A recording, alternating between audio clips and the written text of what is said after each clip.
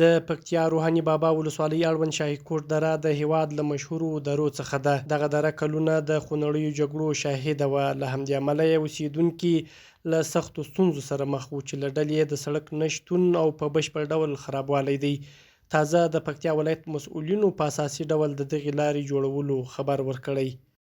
نو دغه راز د ولایت مقام له طرفه کومه اضطراري کمیټه چې ټاکل شوې ده د روحاني بابا ولسوالي هغه د شاهي کوټ تاریخي او جهادي سیمې ته چې کوم سړک تېر شوی ده د هغه سړک په ترمیم باندې په مسیر تېرولو باندې هغه کټینګ باندې هم کار روان ده چې هغه سړک به هم جوړ شي وبرغول شي پلونه پلچکونه به پکې جوړ شي.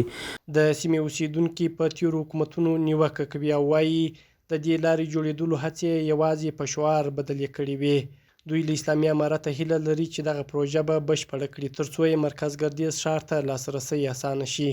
سړک خو را روان ده جوړیږي انشاءالله تعالی خدای دې وکړي چې راورسېږي اوس هم اعتبار ولا کوي چې راورسېږي که به نه راورسېږي خو روان ده سړک سره خو تقریبا دا 10 کاله کېږي 10 کاله سره مخامخ خو دا خوړ خو تاسې خپله ښه وینئ ټول په اړه باندې برسېره راوښتی دی. نه خو دغه غوښتنې د خو خالي کلینیک پیدا شي سړک پیدا شي او د سکول والا هغه هم دغسې لږ فعاله شي نور خو ته داسې خاص هغه نشته. د یو د رقبل چې دی پلچکونه ډېر خراب دي ډېر ښه روډ را روان دی انشاءالله خدای دې وکړي چې پوخ یې راته جوړ کړي دا پلچکونه ورغوي دا ډېر بیکاره دي مثال او ډېر ښه په نقشه روډ روان ده ښه هغه له سور هم لري خدای دې وکړي چې پوخ یې کړي دلته بیخي ورجانه خلک مشکلات سره مخامخ دي هېڅ شی نه لري.